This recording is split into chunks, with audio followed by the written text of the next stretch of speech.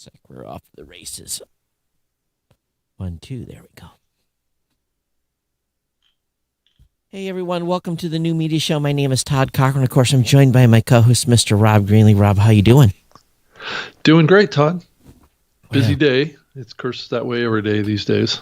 Yeah. But it's after the holidays, things are a little slow in some quarters, but in some ways, it's things are firing back up again, getting crazy. Apple let go their picks from 2020, which I thought was interesting.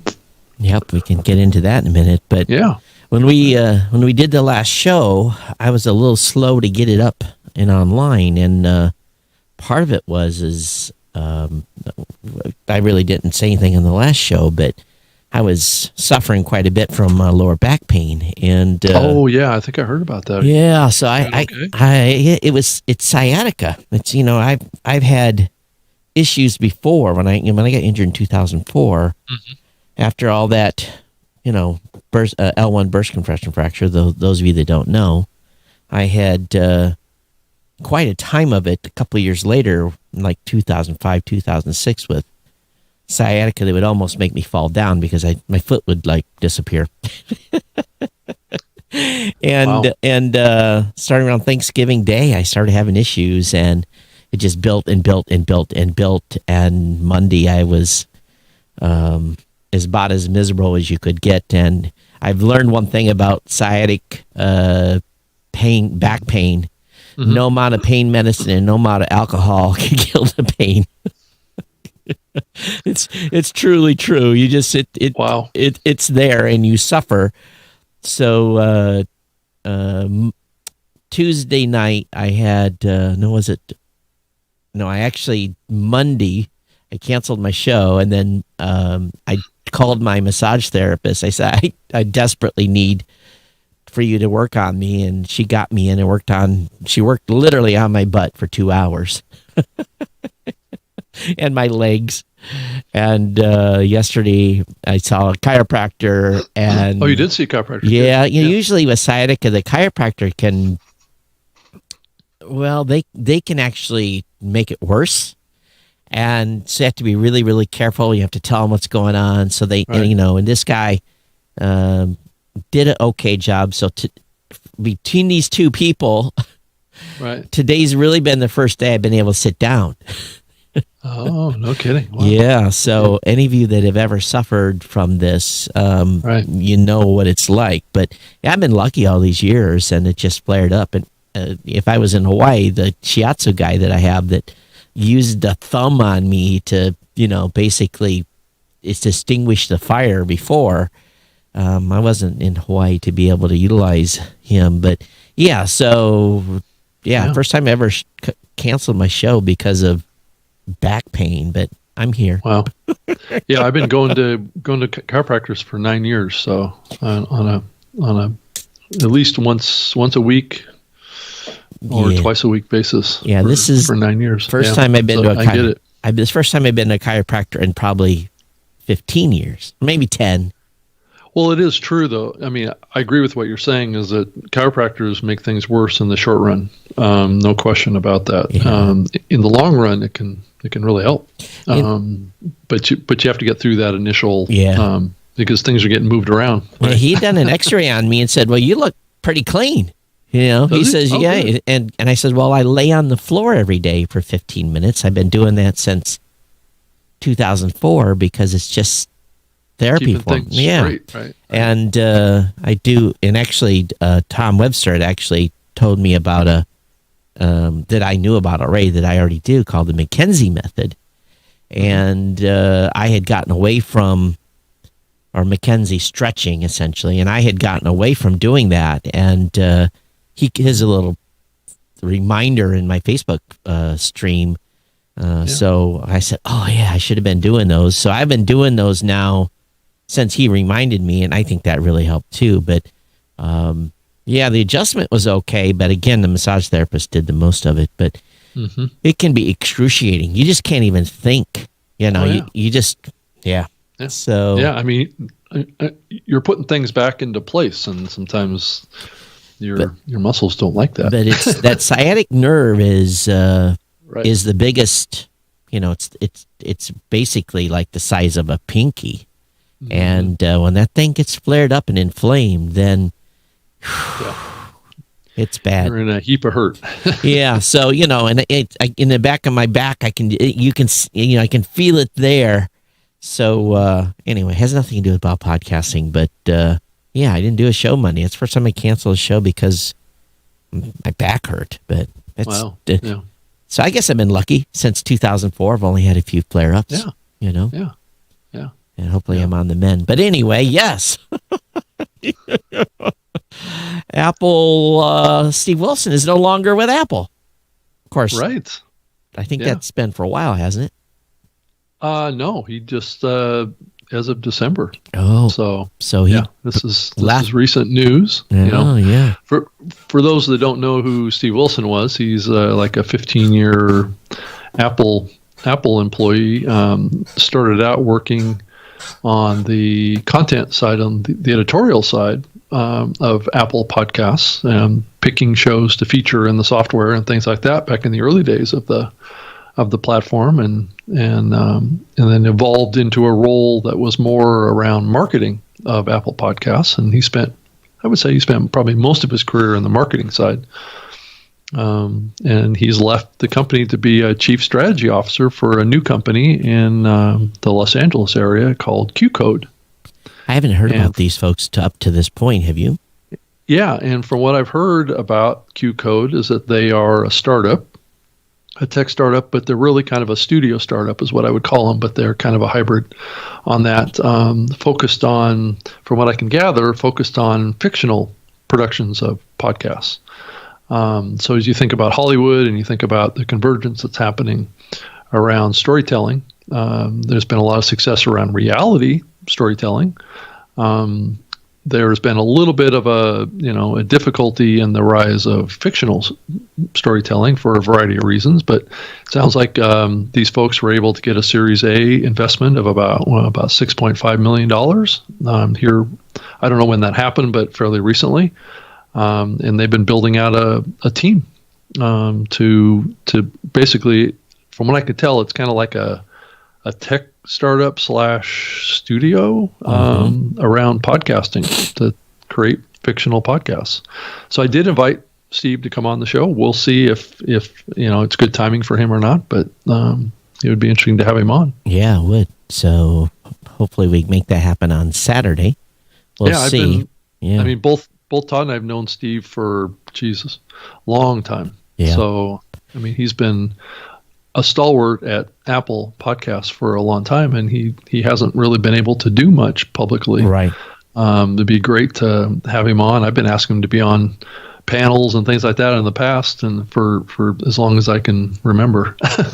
But the Apple team, they'll come to events, but they often will not be able to, right. To participate. But that's going to change for Steve now. Yeah. So, Steve's got a lot of experience in this medium. Mm-hmm. So it'd be great to have him part of the vocal community of podcasters. And that doesn't, so by the way, our Apple listeners, and I'm just going to say listeners, are still there. Yes, Steve was one, but I think the others are still there, and I'll just leave it at that. Yeah. I mean, it's not like we're going to grill him on Apple or something like that. I want to really just find out, what the opportunity he sees around fictional podcasts. So that's, if he wants to give us some perspective on what he sees in the market today, that would be fantastic too. But so, what's the skinny? And then I saw the announcement come out this morning. I was just too busy to even to look at the links. But what was the list that Apple came out with? You said it was predominantly dominated by mainstream media podcast production companies. That public radio, which isn't surprising. That's a lot of the top podcasts are public radio related or shows that are derivative of producers that came out of public radio. So you kind of see that playing out here, and Apple certainly has strong connections with the NPR public radio community on the podcasting side, as they should. And if I was doing editorial for Apple, I would obviously do the same thing. Right. So they've got a terrific list of new shows that they've built into their feature area in iTunes as well as in Apple Podcasts, and there's some great shows in there. So I think it's good for the medium.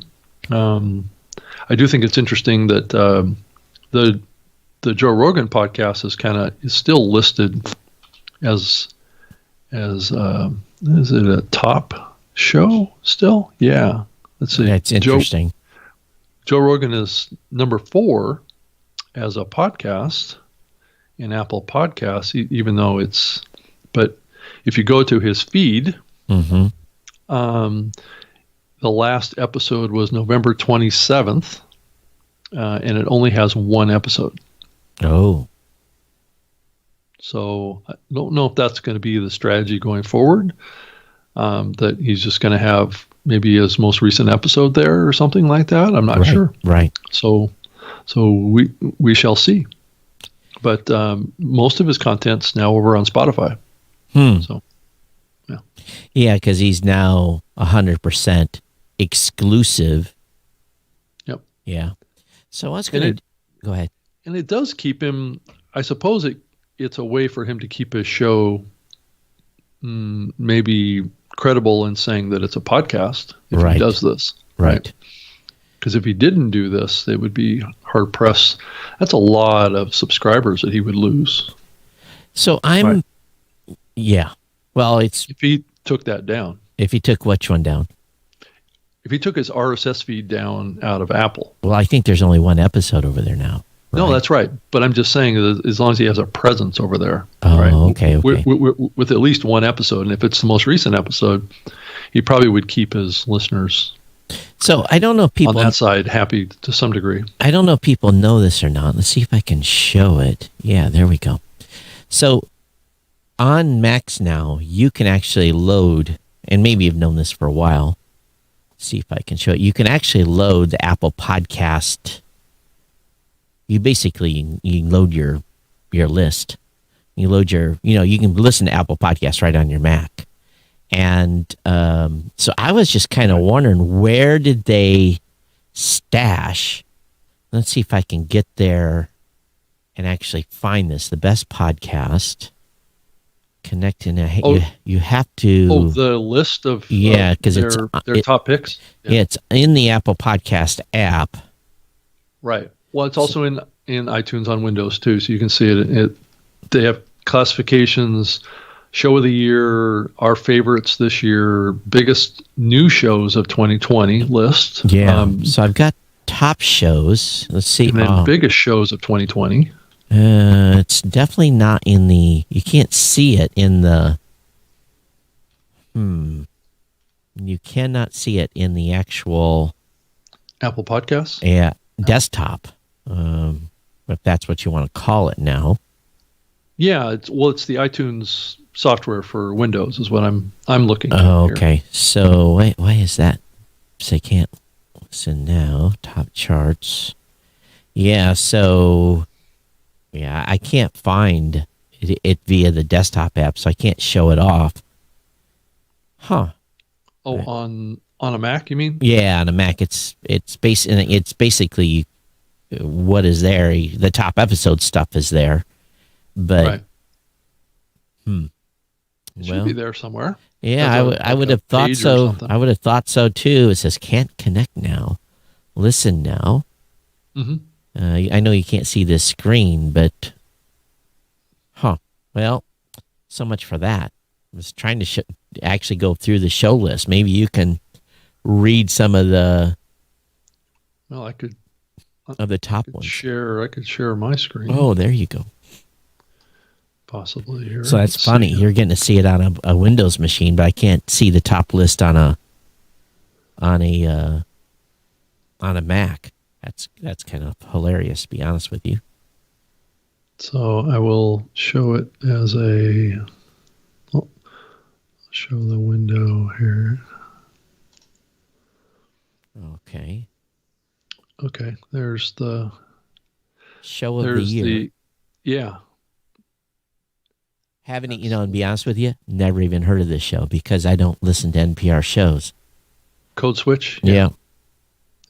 It's a fantastic show from what I gather. Well, I don't listen to NPR. Yeah, I haven't heard it either. I don't listen to NPR shows. But you can see it's got all those, our favorites for this year. Let's see here. The Rabbit Hole, Canary from the Washington Post, How to Citizen with... that's with Bertrude. Yeah, he's a good dude. Yeah. That's a podcast that he did through iHeart. Yeah. You're Wrong About Something, Dying for Sex, Fonte, In the Bumble. So, but again, these are Apple team member favorites. Yeah, I mean... But then they've got biggest new shows, and I think that's using whatever measurement system they have. I think that would be shows that probably were birthed in 2020. Yeah. So, Unlocking Us, Smartless, Nice White Parents, Counter, Red Bale, Blood Ties, Coronavirus, Facts versus Fiction, Down the Hill, Supernatural, and Park Predators. Haven't listened to a single one of those shows. And then biggest shows of 2020. That is The Daily, Crime Junkie, Call Her Daddy. That's This American Life. That's a Barstool Sports. Armchair Expert, right. My Favorite Murder, Unlocking Us, Stuff You Should Know, Up First. Right. There was something one of my team members said the other day about Stuff You Should Know, because I think that's owned by iHeart now. Yeah. Yeah, it is. Yeah. So I think their website is gone. I think everything is now only on iHeart. Oh, okay. I might be wrong, but one of my team members said that was the stuff wasn't on their website. Now, Up First, the Ben Shapiro Show. Right. So biggest shows of 20. The show that's missing there that should be there is the No Agenda Show. Where's that one? Where's that biggest show? Because they got a massive audience. Yeah. Huh. Well, that's true. Yeah. But also, I on a different note here, and we can bounce back and forth sure. here if we want to talk more about Apple too. But I did go to Spreaker.com. Oh, so by the way, you need to come back to us, Rob. You're still showing your screen. Oh, you're right. I do need to do that. Stop sharing. Okay. Yeah, so I went to Spreaker.com and they've changed their website to Spreaker was part of the Voxnest acquisition of iHeartRadio, and made a little observation there that it looks like Spreaker has changed their strategy a little bit, at least on their website. They're not emphasizing their listening platform as much as they used to. I wonder why. Yeah. So now it's just purely a publishing platform. Right. But they're promoting the listening side is still there. I mean, it isn't like they took it out. It's just it signals a change in strategy, right? Right. In other words, they're moving away from emphasizing the listening side really much at all. And that's going to be bad for them. Right. You think about that. I'm looking here at where can you find? There is a listen button. So when they have you on the Spreaker site right now? Yeah. So let's see here. How come that isn't updated? Oh, I need to switch it in the browser. Hang on. I got to make the master change. There we go. Now I'm on it. It's featured this week. So let me reload the page. When you load it, there's no shows to be found. Nothing. And then you have created podcasts, plans and pricing, then listen. And so let's go over to featured this week. So they do have some stuff that's featured this week. Mm-hmm. And then they have, let's see here, Spreaker's Prime shows. Oh, they're calling these Prime shows, whatever that is. Well, those are shows that they have a special partnership with. Oh, then they have staff picks. So I wonder how many of these are iHeart shows. Well, they've been hosting iHeart shows, hundreds of them. Yeah. For years now. So yeah. So it just, what it shows me is an emphasis more towards the creator side, right? Not the listening side. Yep. Is where the direction that they're going. And their show pages are absolutely horrendous. I don't understand why anyone would have their primary show over here. Right. You know, I don't Plus get also, it. I wonder what's going to happen to VoxNest too. Well, it's not even mentioned on the website anymore. There's a link to it down in the bottom header area or the bottom footer area. There's links to it, but yeah, I mean, from a brand perspective, I don't know that VoxNest has much of a purpose anymore. Well, there was an article that came out from iHeart that said why they bought Spreaker is they bought it specifically for the programmatic insertion capabilities. Which is mostly just in the Spreaker platform. Yeah. So, interesting. Yeah. So I don't know. I don't know how it would feel as a content creator when Spreaker now then.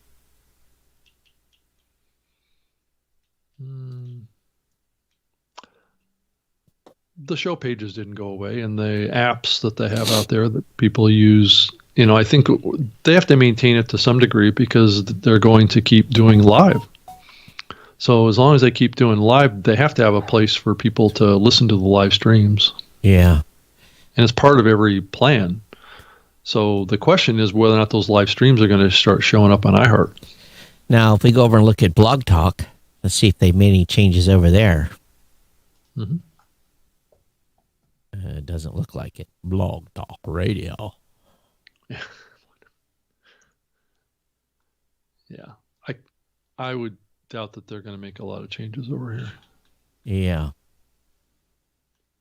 Okay. Well, it doesn't look like anything's been touched on this. Yeah. Matter of fact, okay, featured episodes, just 3, and you got room for 5? Uh-huh. Someone's asleep at the wheel over there. Yeah. But anyway, thought that was an interesting little change in strategy direction there. Well, I am sure there was instructions given to the team. I'm sure iHeart Marketing came right in and said, we're going to change this now.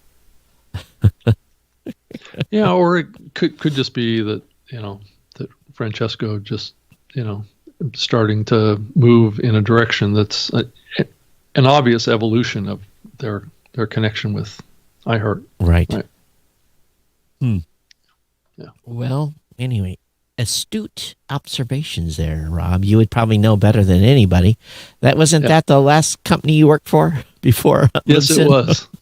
for 4 years. Yeah. Yeah. So, I just, I think what we're finding, and interesting. By the way, you guys have been unseated.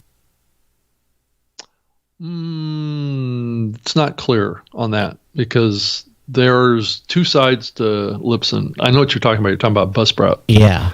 That ranking did not include Libsyn Pro accounts. Well, they said 82,000 shows, Rob. That's no. I thought that the difference between Libsyn and Buzzsprout was only like 1,000 shows or something like that. Oh, well, I think they announced like 80. Well, and paper and in Pod News, You guys have been unthrown. Well, and also, Todd, you got to think about too. They do have a free plan too, so that's you kind of have that going on too. And if you add on the Libsyn Pro accounts onto the Libsyn number in the ranking, I think it's about the same or maybe more. By the way, if you are a Libsyn Pro customer, you should talk to me because we can definitely do you a better deal.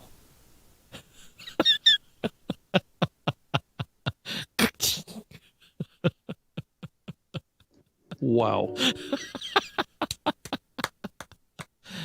Or at least I make Rob bring the price down. Oh, it's always kind of funny. Oh, yeah. Well. So, let the competition rage, right? That's right. With the whole Buzzsprout thing. So, but I was talking about this, and I want to show you something. I think we talked about it on a previous show. Mm-hmm. And, all right, so let me just, for those. Like Saturday.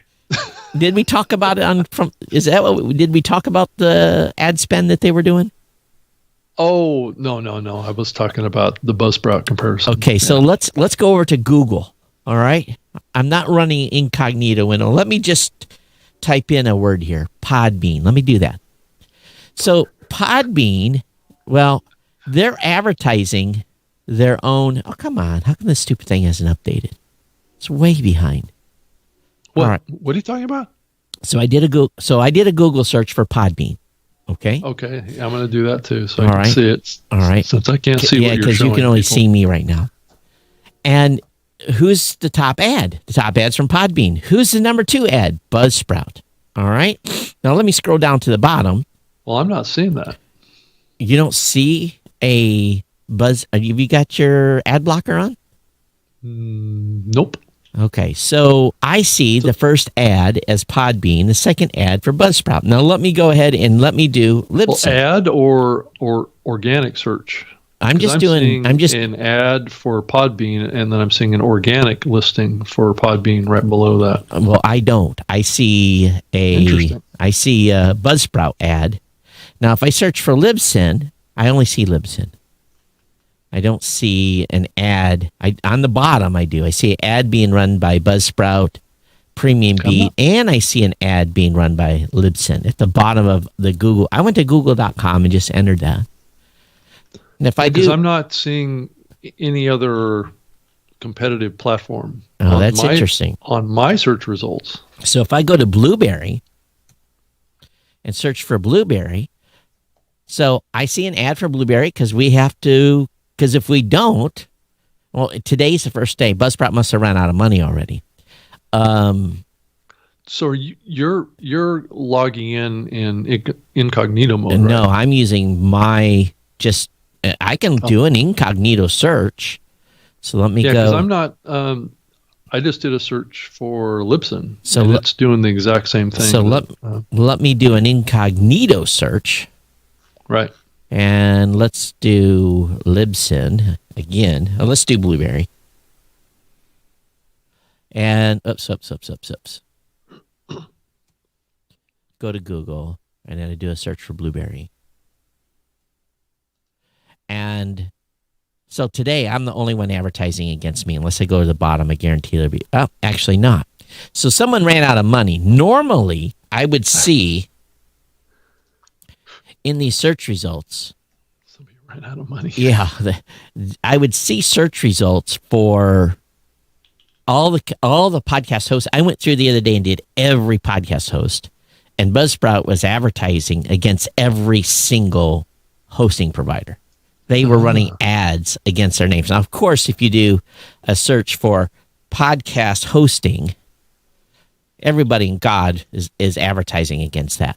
So we got Buzzsprout number 1, Podbean number 2, Simplecast number 3, RSS.com number 4. If we go to the bottom of the page, we've got Anchor, we've got Podcast Statistics, we've got Bluehost, we've got Libsyn, all running SEM campaigns against podcast hosting. But I'm going to tell you, Buzzsprout must spend, I'm just guessing,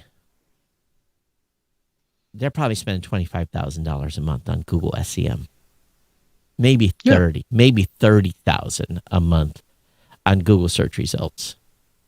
Right. Sure. Mm-hmm. So I would say the Simplecast is spending a lot too, and so is Podbean.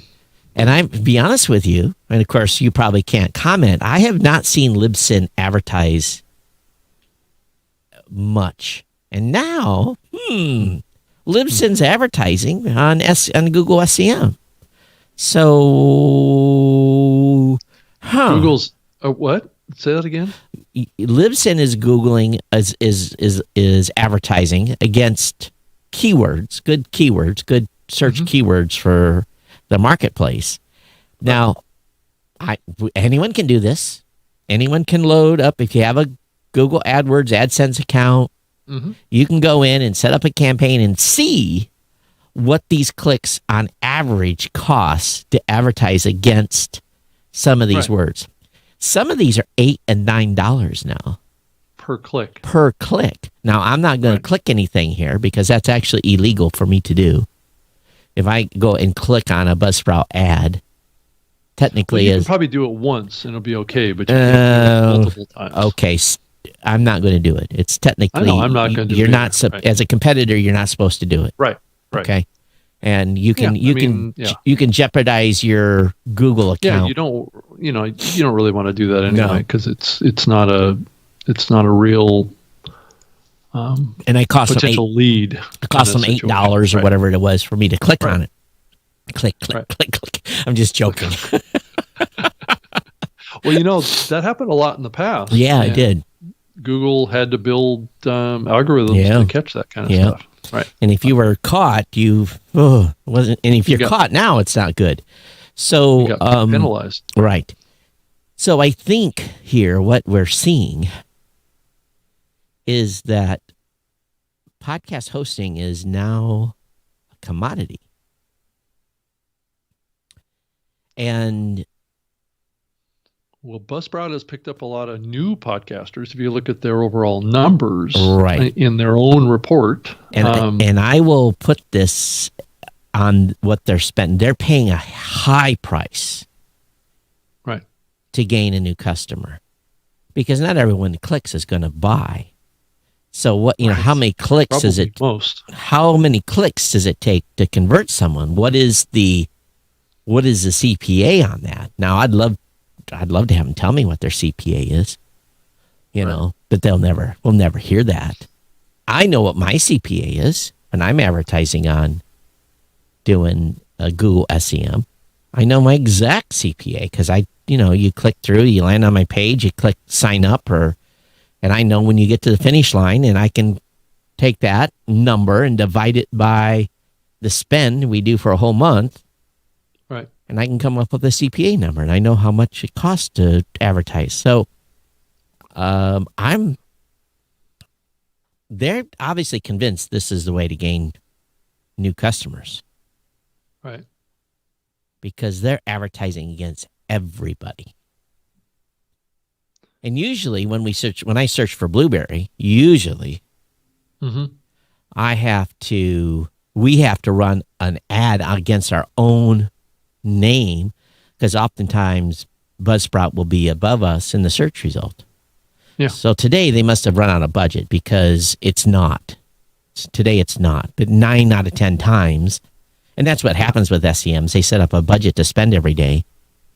And if you look at the patterns, this probably isn't a great time of the year to be running big budget on marketing for picking up new podcasters too. Right? Yeah. You start getting into December. That's like December and January, I think it's more December is the lowest month in new podcasts being created, usually. Eileen says in chat, BuzzSprout is investing in Google ads as they should if they want to beat the competition. And let me tell you, I guarantee you they spend the most of anybody. Yeah. I bet you they spend $500,000 a year on advertising. But what does that really mean in the long term? What type of customers? So anyway. Or they may have another goal too. Potentially. Yeah.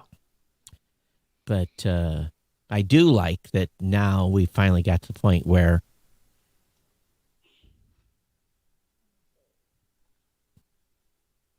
so anyway, it's I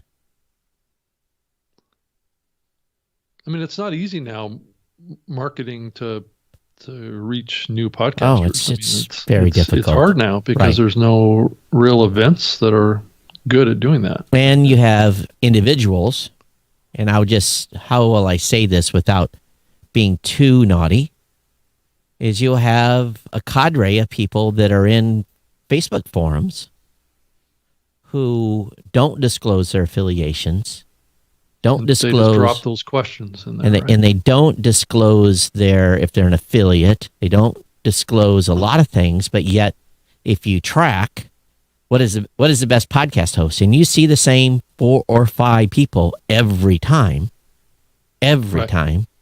responding to that question, and even though there's a pile-on, there's always this core group. Right. I'm not saying that anybody's being paid. It's called astroturfing in the marketing world. So how do you we don't do that. If I happen to see a thread, I don't do it. I never do it. Yeah. If I happen to see a thread, and I will disclose who I am. Well, Todd, Rob does too. Couldn't do it anyway. I mean, it wouldn't work. I mean, I basically will give my little blurb and say, if you want to do this, this, and this, and then give my disclaimer. We're an option. So, I mean, it's typically done by somebody that isn't really known very much in the community. So, which is the best person to do it, right? If you're known like you and I, right, then it makes sense for us to do that, right?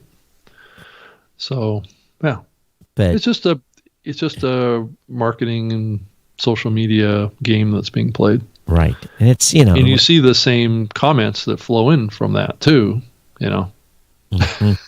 Exactly the same ones. Right. So same pattern. Actually, I think Jared and Dan are a little impatient with those sometimes. I don't know if you've noticed them. They can be a little touchy on those posts.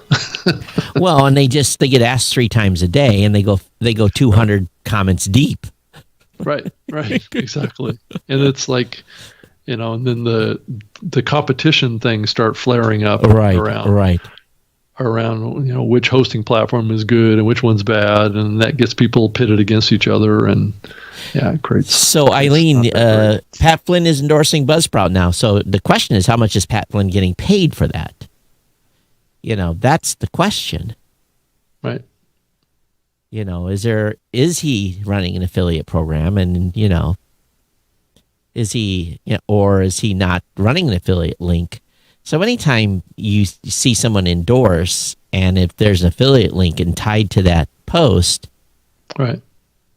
We have affiliates, and we tell affiliates if they, we don't have, they're not in the forums though, ever, promoting their affiliate link, doing it on their shows or websites and so forth.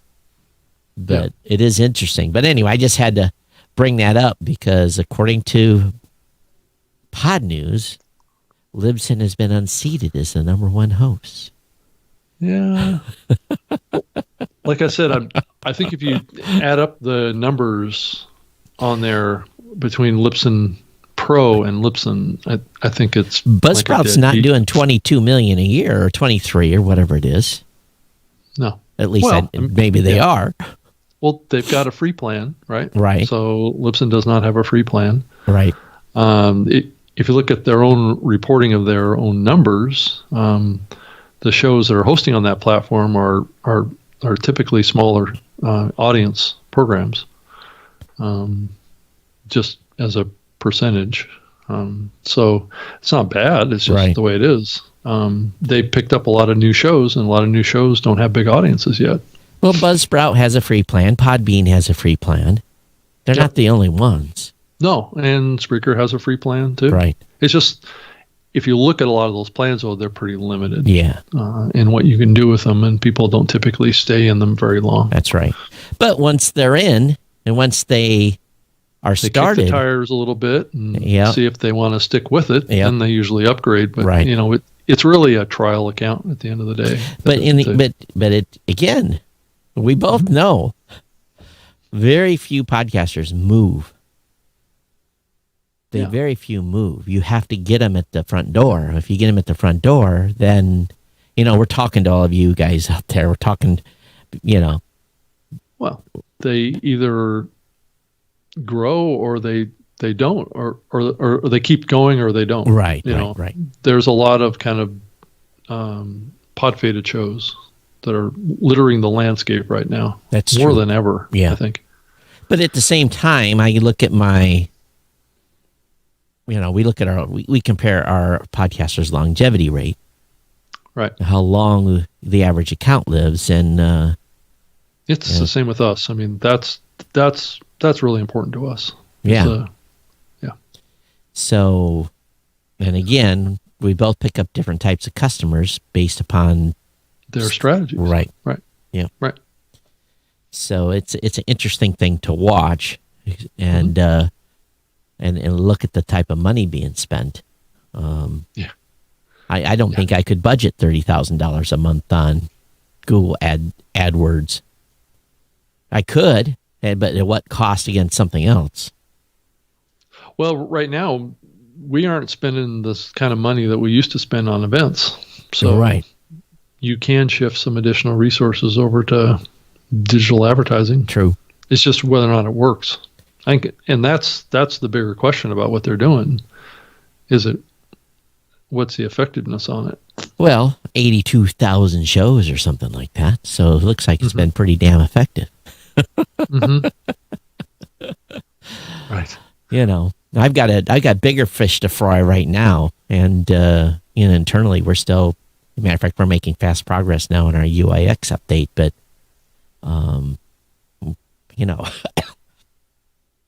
I've got a 2-year plan that's about 6 months from finalization. Oh yeah. Yeah, it's from stuff that we wanted to do and get in place, and it's a complete refresh. Hey Todd, did you see this this site? It was listed in Pod News as well, called Spotifeed. Spot a feed. SPOTIFEED. They're not going to dot timdoor.com. Timdoor. Yep. TIMDOOR. How does that work? DORR.com. So spotifeed.timdoor.com. And it's a way to get an RSS feed generated for a Spotify show. And people, I guess, can use this to get an RSS feed. Hang on here. For the Joe Rogan. So it didn't work. That's not a proper domain name. Spotifeed.timdoor.com? Yeah. Oh.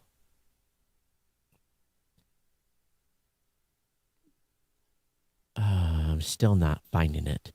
So SPOTIFEED .TIM DORR.com. DOOR. No, DORR. Yeah. Oh. DORR.com. Okay, that's weird. And then spot I feed.timdoor.com. Okay. Yeah. So this must be running on his own server. Because it's running very slow. Spotifeed is a simple service to convert Spotify podcasts to RSS feed. You can use these RSS feeds in any podcast app. Just take the show ID from the show link on Spotify and put it at the end. They're not going to last very long. They're going to be gone. Yeah, I thought this was interesting. And I'm looking at the logo they're using. I give this a week. Right. He'll probably get taken down. Right. Absolutely. He should have named it something else. Yeah. Yeah. But something else. Use their logo. No, don't use Spota. Yeah. If I was working at Spotify, I would send the intellectual. I'd go get him. I'd get him. and I would own that domain. That would be mine. Right. But that's it's his own personal domain name. Oh, right? It is timdor.com, but the extension would be gone. Right. Oh, my goodness. This is a way that you can take an exclusive show and put it over in your feed reader. Right. This is not going to last very long. The source code to this site is available on GitHub. Oh my goodness! So I'm going to load that. So there could be various versions of this popping up. It could be whack-a-mole. Oh. Oh. Yeah. So, yeah, it's at, if you want to go see it, it's at spotifeed.timdorr.com. Right. Yeah. Like Todd says, this probably won't last very long. Plus, they do say on the page, Spotify is a trademark of Spotify AB, which does not sponsor, authorize, or endorse this site. Doesn't matter. I know how that works. It doesn't matter. It doesn't. Talk to me about cnnpodcast.com. Right. Yeah. So that was entertaining. Yeah. Let's see. What's the other thing that's going on? Let's see.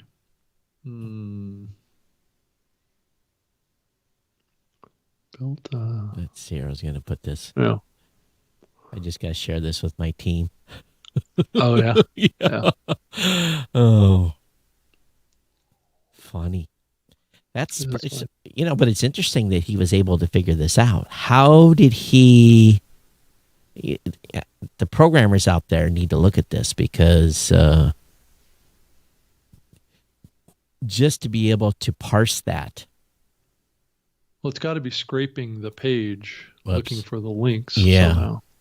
Yeah. So, but it's not, he's converted some. So let me take one of these and let's look at it. Let's look at the feed. And, okay, so what has he got? Oh, jeez. Guess what example he uses, Rob? The Joe Rogan show? Yeah. Titled The Joe Rogan Experience. So it's got is it a properly formatted RSS feed? Yeah, so if everyone is watching as their eyes are rolling right now. So it gives a link to the show, gives a description, gives a publish date, gives the URL to the image, gives a title. What else? So on the item, this is going to get shut down. Oh, this is so going to be killed so fast. Moxie Marlin Spike, the link to the episode, the description, the enclosure. Now they linked to https anon.podcast.st. What? Oh, what? This is very weird. Where is that coming from? Yeah, SC. See, now someone do a lookup. Tell me who owns scdn.co. I don't think we can do that anymore to do a lookup. I don't think they allow you to. Let's see. That whole URL at .co, when you load it in a browser, it comes up with 403 forbidden. Yeah, but it's only locked to be accessible through that RSS feed. Oh, let me try this again then. Let me try the whole feed, the whole URL.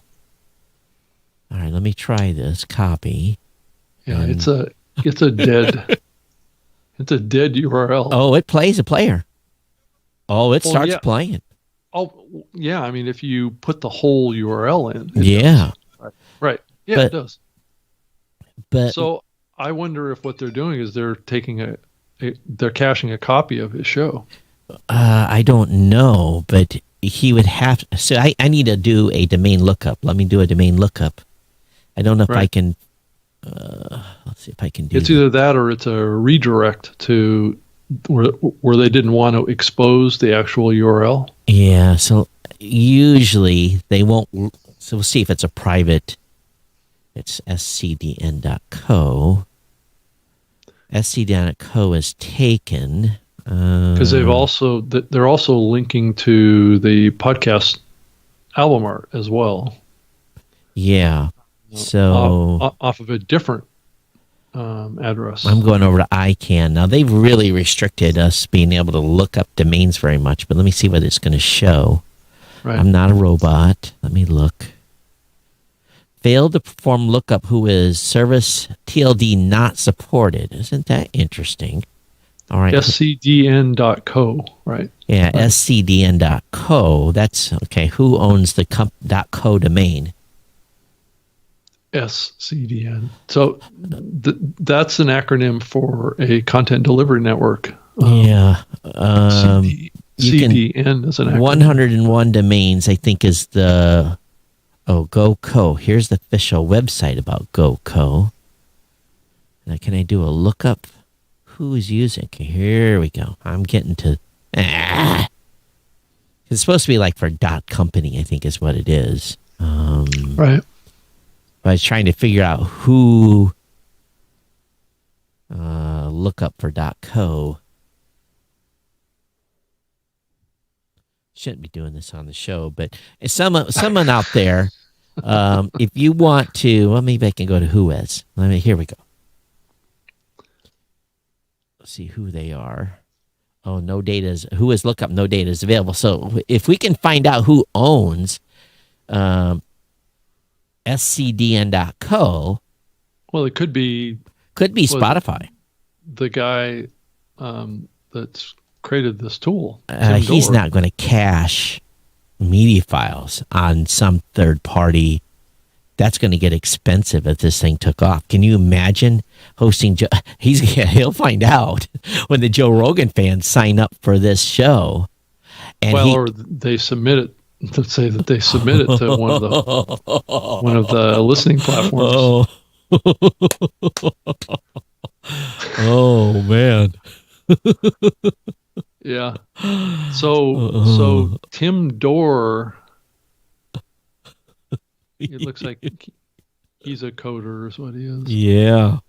But anyway, let me run this feed through Cast Feed Validator. Let's go look and see if it passes all the specs.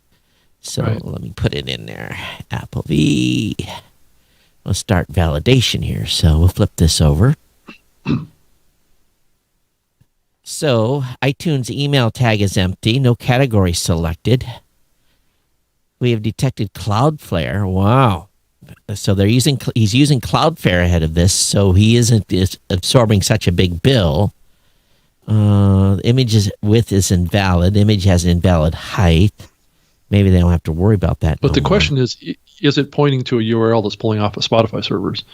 Or is it pulling off of a separate cache file? That's the big question. Yeah, and if this is an actual link to the media, that's hosted. scdn.co could be a Spotify CDN.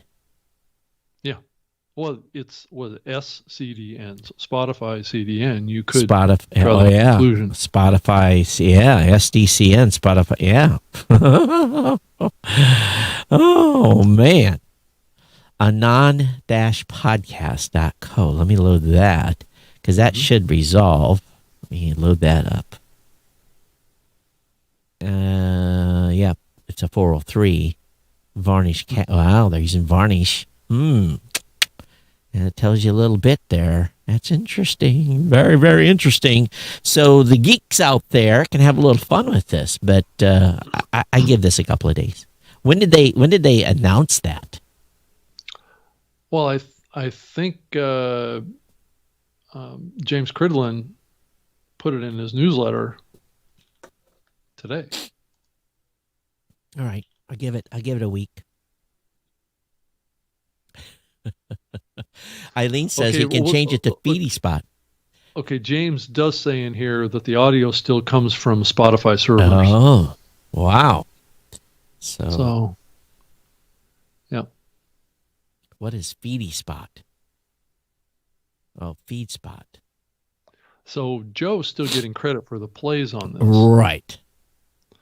and any ads that are, I don't even know if he's using dynamic advertising or not, but it should still supply the show with a monetization. But that keeps the guy out of a little bit of trouble.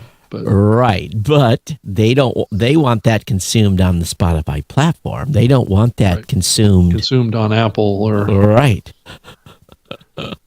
Though a fair amount of the podcast listening platforms now don't necessarily make it easy to add your own RSS feed, though. I mean, some of it is buried in there.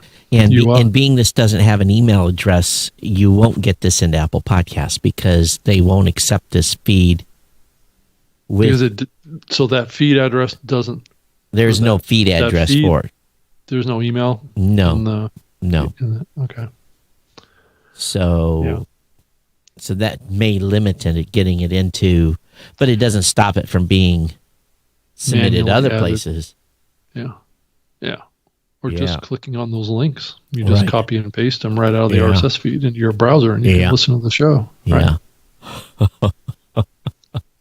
So, yeah. Oh man. Yep. Good. This is very, you know what's coming with him. But he's put the code up on GitHub. So it's just a whack-a-mole now. Right. Because these will pop up all over. As soon as the good Joe Rogan fans find out about this, there'll be servers everywhere running that code. Right. And unless Spotify puts something in place to thwart it, then they can't stop it. Yeah, I mean, if it gets replicated out there on a bunch of different sites, right? Yeah. How do you kill it? Yeah. So I guess the key is I have never went over. Well, let's try. So let me go back and grab the. This is just too fun. Let me grab the enclosure. Let's see here. There it is. I grab the enclosure link. And I'm looking at episode 1571. So let me go over to Spotify. Yep. And Spotify.com. They don't like you using a. So how can I search for a show here? Probably it's going to be right on the home page. Maybe not. Crap. Okay, open the web player. Let's open the web player. And let's search for Joe Rogan. So the Joe Rogan Experience. Let me load that up. Now we'll find episode 1571. Now let me do a view source code. Oh, that's interesting. View. Can't right click. Oh, there we go.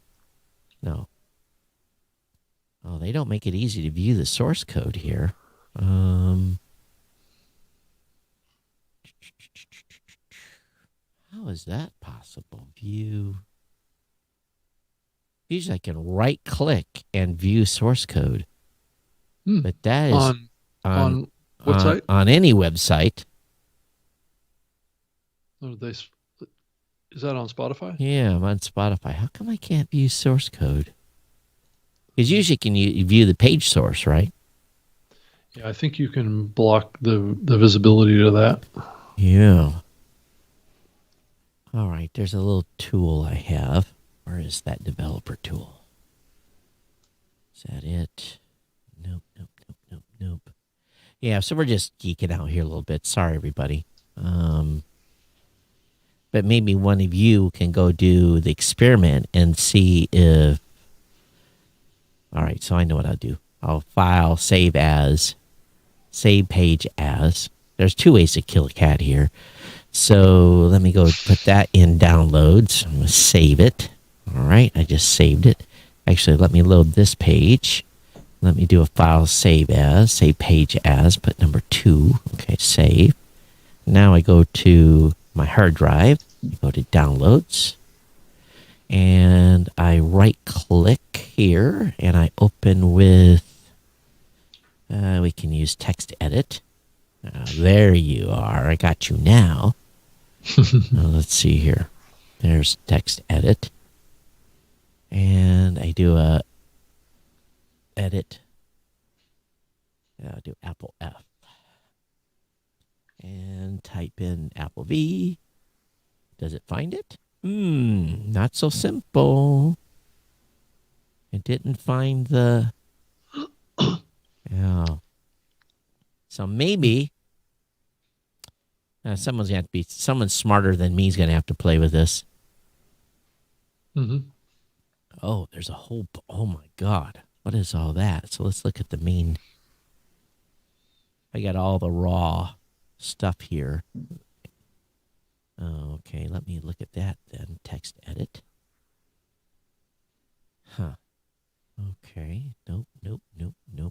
They got it hid pretty good. Someone that's a programmer can just search this in about 3 seconds, and I'm just a hack. Yeah, I can't find that link, but I'm sure it's there. How did they not? He must have come up with. The thing that's got me confused about this is, let me look at this episode. 1P6. Is that how they did that? Oh, I got it. It's a function of. Now let me go back and look at the. Oh, that's not the case either.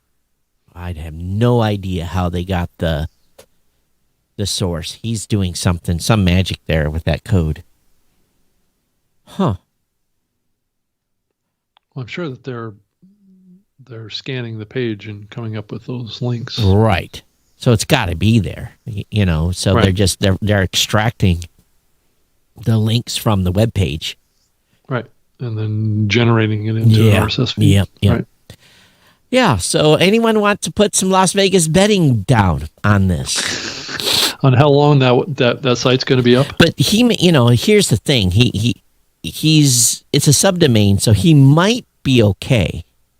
They may not be able to force this down. Regardless, or actually I say irregardless, because that is a word now, according to Merriam-Webster Dictionary.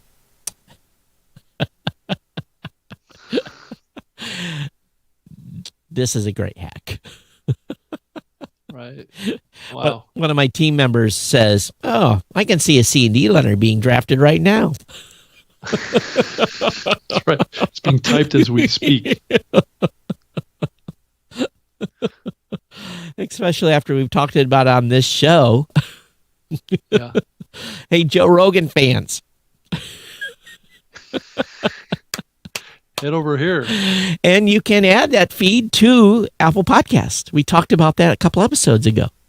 That's right. It's kind of buried in the settings area for your Apple Podcast but you account, can you can add it to Overcast. You don't have to miss a beat. You don't have to listen to the show. but you can feel good because you're still listening to it off of Spotify. That's right. But Spotify can't collect any data on you.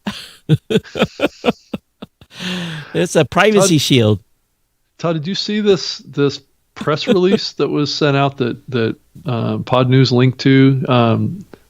Poddiant affirms its political and ethical stance with a new compassionate liberal manifesto. Did you see this? No. Okay. I'm not trying to go down any kind of political path here. I just think it's interesting that... Who is Poddiant? Who is that? Founder Mark Steadman. Poddiant founder. Yeah. So he's based in Birmingham, UK. Yeah. Poddiant? Yeah. Founder.com? I don't know about founder part, but it's just Poddiant.com. Yeah. Oh. Yeah. Yeah. So anyway, it's a statement of kind of political orientation. So he announces his political platform. He announces their political affiliation for their platform. Right. Why would you do that? Well, It's a whole press release. So, But why would you do that?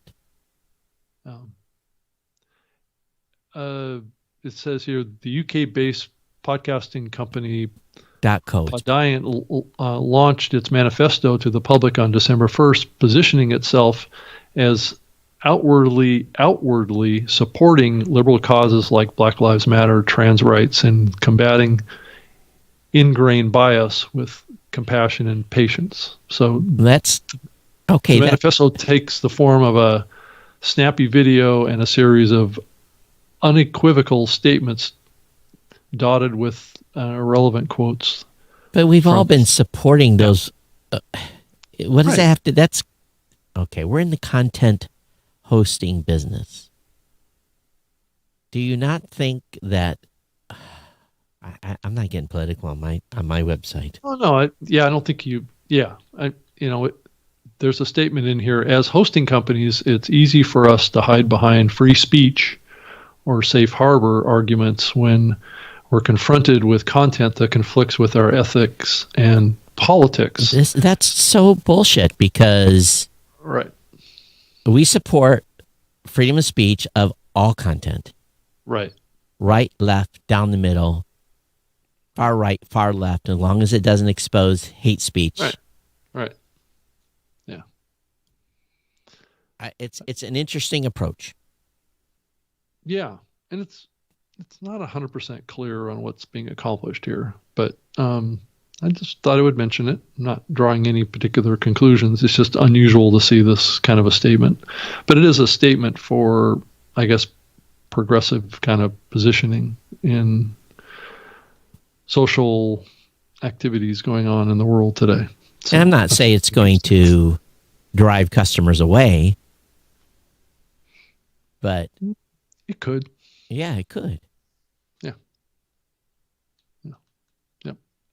Especially in the climate that we're in right now, Right. where it's so divisive over this exact issue. There's I'm trying to remember the rule my dad said when I was a kid. Mm-hmm. When it comes to business, you don't talk about politics, you don't talk about religion, you don't talk about there's one other thing. But those are the two that stuck out. Right. I don't know. Maybe I'm old school. Maybe that's because I support all content. Right. Same with me. So I just wanted to let everybody know too, there's only 2 weeks left to enter the Podcast Academy Awards AMBIes. Oh, that's right. So as far as submitting your show for consideration for the awards ceremony that's going to be happening on March 28th. So now is the time. So if you have a podcast that you think is, worth submitting to this for award consideration, you've got a couple of weeks to get it done. I think the deadline, what's the exact deadline here? I don't know off the top of my head right now. But it's 2 weeks. So I believe it's the end of December. How's your submissions going? Or no, the second week of December, right? It's going well. Oh, good. It's going well. Yeah. So there's hundreds of shows that have been submitted already, and the membership of the organization continues to grow, and so it's good. All right. So just had a board of governors meeting just prior to the show here, so we're going to be adding 3 new board members. Right. So that'll put us at about 20 board members. So yeah. So it's good. Things are progressing along with that and pulling our budgets together and getting, the funds needed to pull it off. Yep. As I'm getting a text here, sorry. It's okay. So, and then let's see, what's the other thing that's going on here? Let's see here. There was some other information that came out here too. Podcast advertising will be worth nearly $3.5 billion globally by 2025, according to a new study from Omdia, OMDIA. How much? 3.5 billion by when? Globally by 2025. That's a big number. Because I I don't think we've gotten to 1 billion yet. Yeah, I don't think we have either. Right. So 2025 being a short 4 years from now. Right. 3.5 billion. Everyone should have advertising, Rob. You couldn't sell 3.5 billion. Take everyone having advertising to right. reach that number. You can, yeah, everyone. Right. You know, it shows has 10 listeners per episode. You're gonna have to advertise in everything. Yeah. To get to, I think 2 billion. You would fill every spot in every podcast known to man. So this article says that Amazon is the latest major player to add podcasts to its service with original and third-party podcast content. Amazon is looking for a slice of advertising market set to be worth nearly $3.5 billion by 2025. So it specifically mentions Amazon in the context of growing this. Google and their interesting perspective. Google and their audio advertising, initiatives, as I could see coming into play too, because you can buy now ad spots. You have to be integrated with the Google platform, but you can, they're selling audio clips of advertising. Mm-hmm. So. Yep. So, they're following in the lead of what Spotify has been doing. James, the Emmys are by the Podcast Academy. So you go over to the podcastacademy.com. Yeah. Yeah. And that's enter where you over submit there. your show for consideration over there. And what was the cost again? It's 100. Go to the page here and I'll give them the exact number here. I believe if you're a non-member, it's like I think it's 165, I think. And if you're a member, it's like 100 or something. Right. I think that's how it works out. Awards. So, yeah, it says the entry fee for members is $100. For non-members, it's $175. So if you want to become a member, then it's you save $75, which can go towards your membership. Yeah. Yep. So, and it looks like that the nominations closes December 15th. The nominees are going to be announced in February of 2021, and then the awards are March 28th. So, okay, that's the timeline. So probably this show, we probably can't nominate this show because of your position, but I can probably nominate my tech show. Mm-hmm. Would this show be disqualified? That's an interesting question. Yeah. So, that's probably just from the perspective of a conflict of interest. What it looks like. Right. I might just submit it anyway. Right. I'll just duck out of the picture. No, I don't think I should. So we do have a tech podcast category. Oh, so, good. Best knowledge and science or tech podcast. Oh. So. Knowledge and science. All right. Well, I got a shot. That's what we're sharing here. But I do have some podcast award sample trophies over here. So it looks like I have won something. Yes. Yeah. This show hasn't won anything. So nothing. No. We would love that to happen. Well, Geek Essentials not won anything. Well, we did win one thing. We got something from, where is it? Maybe it's not in here. Yeah, Geek News Central won a small. Actually, I won a small award for my encounter with Steve Jobs. There you go. Yeah. My 10-minute encounter with him. Yes. But yeah, $3.5 million or $1 billion in 4 years. That's a lot. That's a lot. Or 5 years. 4 years. Right. Yeah. Huh. Well, let's hope so. Everyone's going to get paid. Or it's all going to go to NPR and iHeart and Spotify. Well, that is a controversial question, right? What's the disposition gonna be? And like we talked about on Saturday, right? There is a little bit of issue of advertising outside of the U.S. growing too. Yeah, and lots of desires on the part of countries around the world to have their own counting of podcast downloads and plays, right? Yeah. So, which could complicate things a little bit. Yeah. So, yeah. Anyway, that was an interesting article. If you wanted to, I don't know, it's a long URL.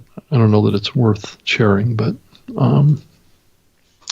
it was in Pod News. Just subscribe to Pod News to get the the link. Right. But Spotify now says that there's 1.9 million podcasts in its catalog. Really? Apple lists 1.7. 1.9? 1.9 is what they're showing. And I've seen that in other numbers out there too, that they're, I think the last number that I actually saw was like 1.8. All right, let me go look. Because I don't know about that. Can't type. I'm going to go look at our admin. Are you going to go look at Daniel's? Yeah. We can look at Daniel's number. So my number, no way. I'm at 1.405 million, and I've got dupes. Let's see here. Let's go to the podcast index. And what is Daniel's website? Do you remember? Podcast index has 1,333,000. What's it? Podcast. What's the address to that again? Podcast. Is it reviews? Yeah, podcast reviews maybe.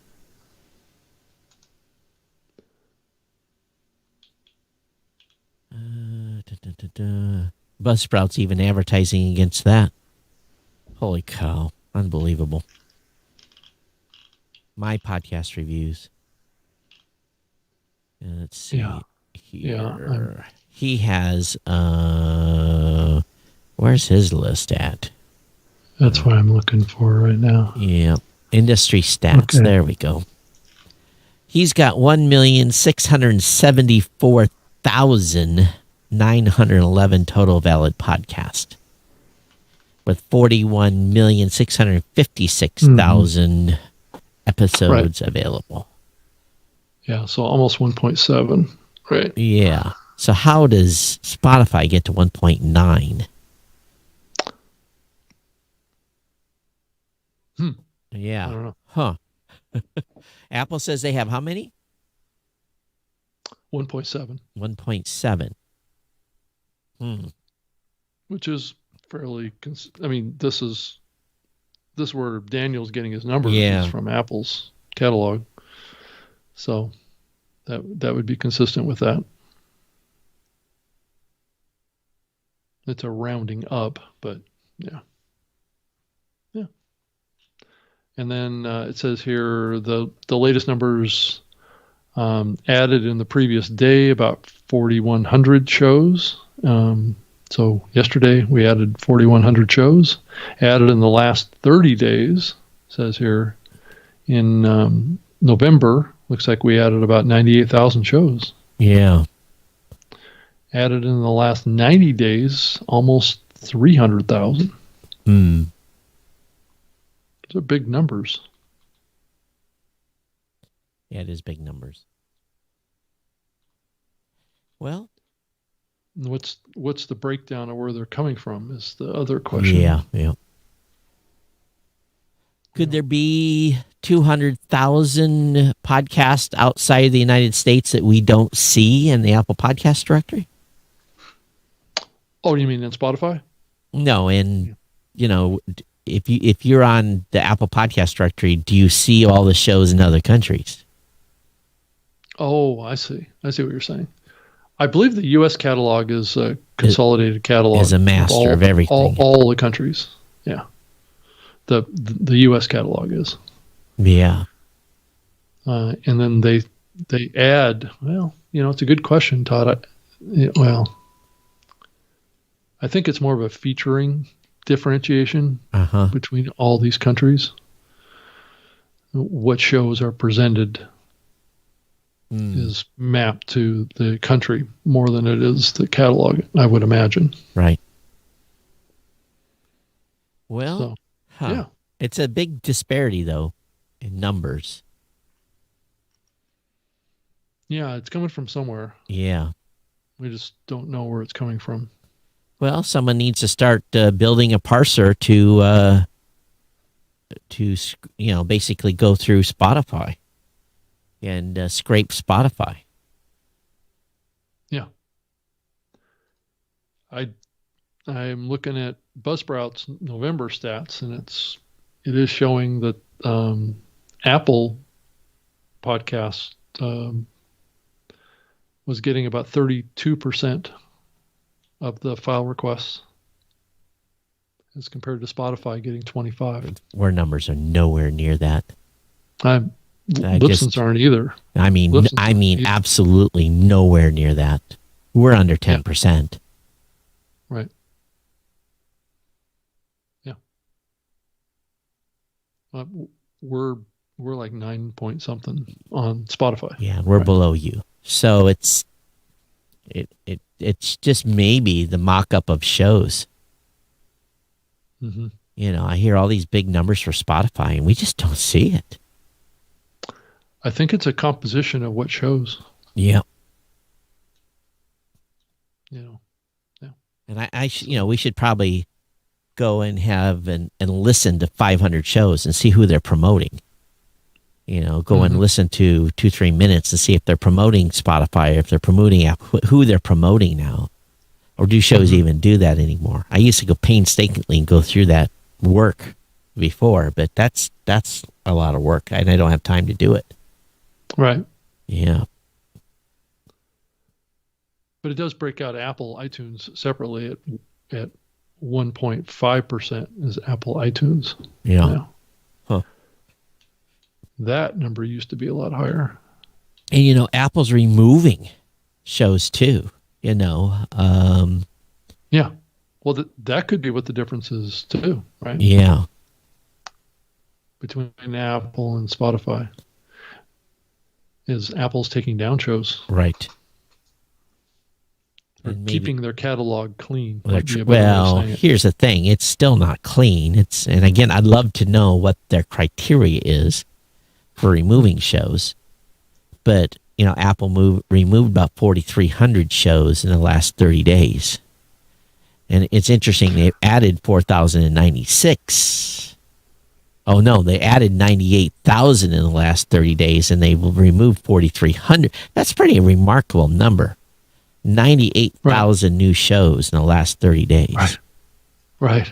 It's huge. It's huge. Also, the apps, the playback apps on Buzzsprout lists the Parler app. Wait a minute. There was 30,000 shows removed in the last 90 days. Mm-hmm. Oh, 4,300 last 30. I see what he did there. Huh. Did you know the Parler app, which is a hot app now, right, is getting 0.5% of downloads on Buzzsprout. Parler supports podcasts? Content's getting played off of there somehow. Oh, that's interesting. I know. I just noticed it in their list of listening platforms. I'm going to have to go over there and investigate and see how people are posting podcasts. I bet it's all conservative podcasts. Probably. Yeah, because it's pretty much a conservative platform. Right. It's a free speech platform, Todd. Yeah. Okay. Get that right. Okay. Free speech platform. Well, you know, and probably, in all honesty, probably is compared to Facebook. You know. Right. So. Right. They're purposely not, removing tags or taking down content. Right? Removing conspiracy theories or anything like that. Then, huh? I guess not. Yeah. Well, Yeah. Wow. But anyway, I thought that was interesting. That's a significant number for a non-podcasting platform. 0.5%. Yeah. Yeah. I'd be curious to see what shows are being promoted over there. Makes sense. That's almost as much as what's getting listened to off of Podbean. I don't even. Okay. 0.5%? That much? Yeah. I don't see that. Hey, podcasts are consumed in a lot of different places now. That's right, true. Todd? Over 100. Pandora is only at 0.4%. Wow. And if Parler beat Pandora, that's saying something. Right. That's why I mentioned it. Wow. That's interesting. Yeah, it is. Everyone's going to go bringing up the bottom of the list. All the podcasters listen to this are now going to get a Parler account and start posting their shows over there. Yeah. There. So did you know that Bullhorn was a podcast listener? Yeah, I do. I knew Bullhorn was. I didn't know about that one. Yeah. Okay. We had some discussions with Bullhorn a couple of years ago, and they've I'm trying to think what their specialty was. Well, people can create, if I remember correctly, I may have to go over there now. Bullhorn is kind of like where it's a there you can let's see, how do you deal with it?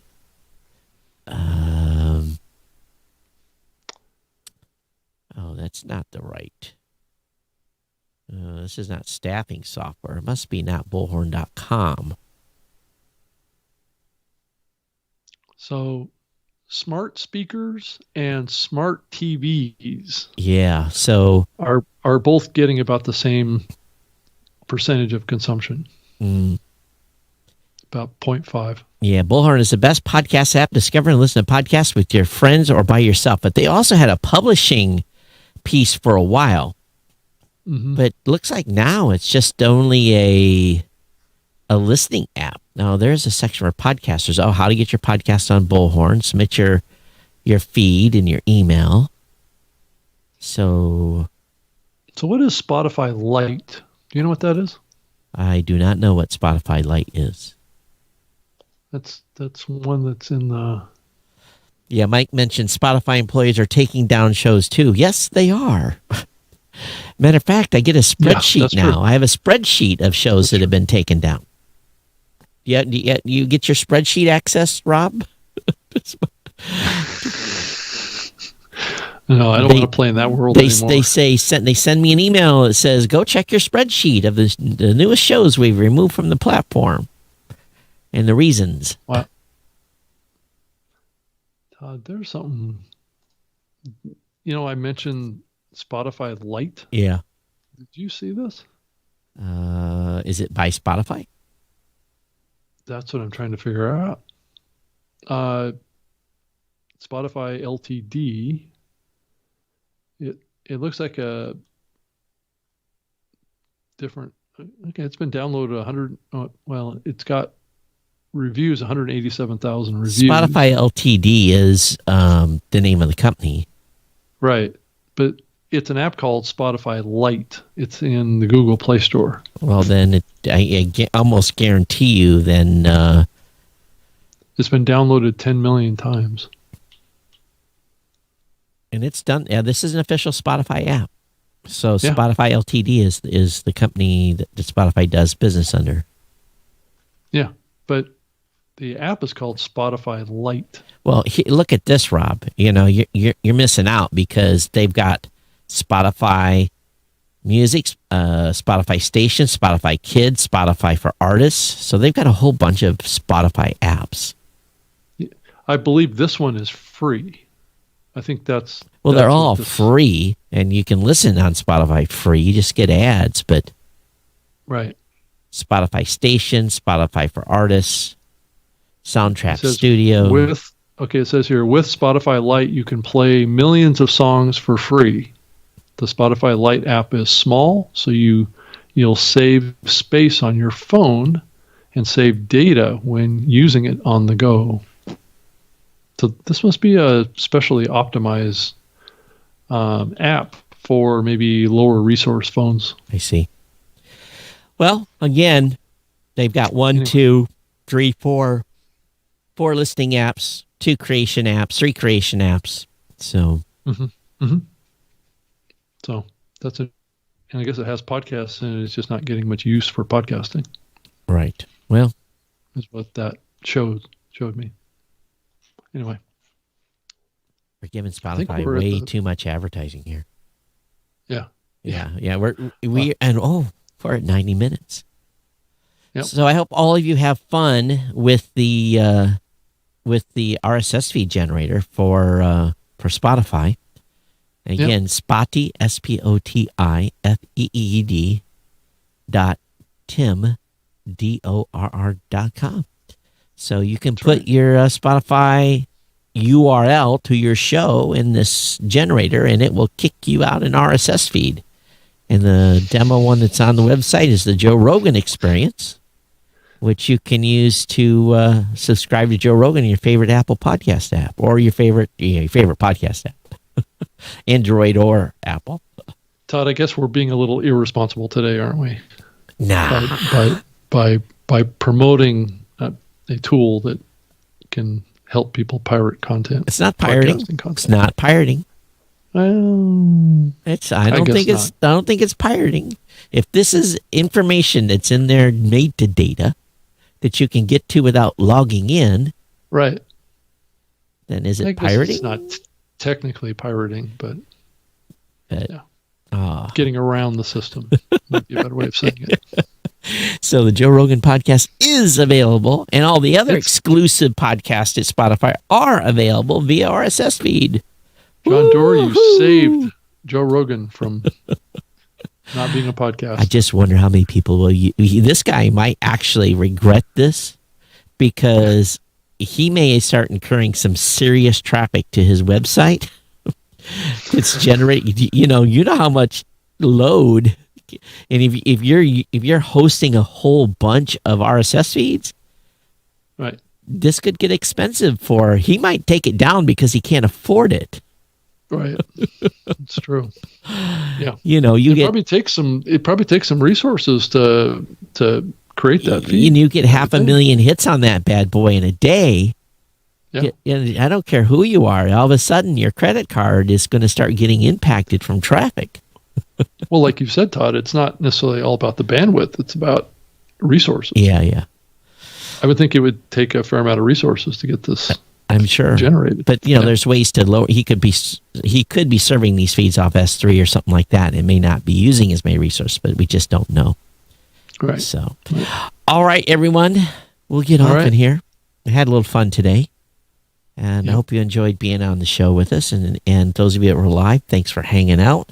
I wasn't watching YouTube too much, so if you're on YouTube, we definitely appreciate you being over there. Oh yeah, we had some folks on. This is interesting. Pat Flynn endorses Buzzsprout, yet he's using Art19 for his podcast. Well, I don't think you have to say too much more about that. Yeah, right? That's kind of curious, isn't it? That's pretty clear. Huh. Yeah. Well, I think so, I get it. Right. Yeah, okay. Well, I won't say what I want to say, but anyway, everyone, thanks for being here. Thanks for listening. Todd at blueberry.com at Geek News is my Twitter account. I'm at Rob Greenlee on Twitter as well, and you can find me in email as well. I'm in the email land, robg@libsyn.com. And we'll see you back here on Saturday at 12 noon Eastern 9 a.m. Pacific. And keep your fingers crossed that we have a guest. Yeah, and if you're in Hawaii, you can wake up and watch us at 7 a.m. Hawaiian Standard Time. Wow. So, yeah. Welcome to the party. All right, everyone. We'll see you next time here on the New Me Show. Okay. Take care. Bye-bye. Bye.